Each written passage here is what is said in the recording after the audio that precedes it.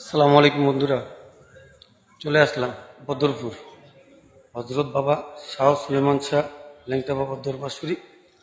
আজকে চৈত্র মাসের 1 তারিখ। খুবই সুন্দর লাগতেছে। দেখেন দরবারটা এত সুন্দর করে সাজাইছে যা বলার মতো না। চার কিনার দিয়ে লাল নিশান, খুবই ভালো লাগতেছে।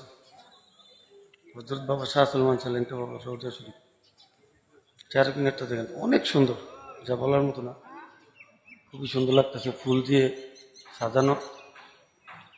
তো সকলে আসবেন চৈত্র মাসের 17 তারিখ হযরত শাহ সুলেমান শাহ ল্যাংটা বাবার মাহফিল। তো আসলে একটা আল্লাহর ওলির মাহফিল এত সুন্দর, আর একটা রওজা এত সুন্দর, যা না আসলে কখনো বলতে পারবেন না। খুবই খুবই সৌন্দর্য লাগে। একটা বেহেশতের বাগানে ঢুকতেছি, দেখেন এত সুন্দর কিভাবে তারা সাজাইছে, খুবই সুন্দর লাগতেছে, অসাধারণ।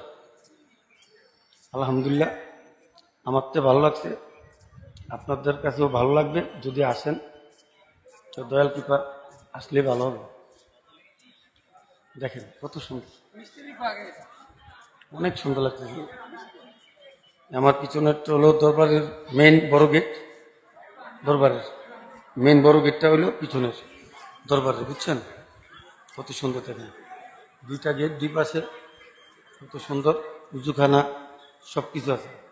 আর মানুষের মুখে শুনি হযরত শাহ সুলেমান শাহ ল্যাংটা বাবার রওজা শরীফে নাকি গাজার আস্তানা, মদের আস্তানা। আসলে এই মানুষের নিজের চোখে না দেখলে কখনো বিশ্বাস করবেন না একজন অলির রওজাতে আসলে কি এগুলো হয় কিনা। দেখেন কত সুন্দর পরিবেশ।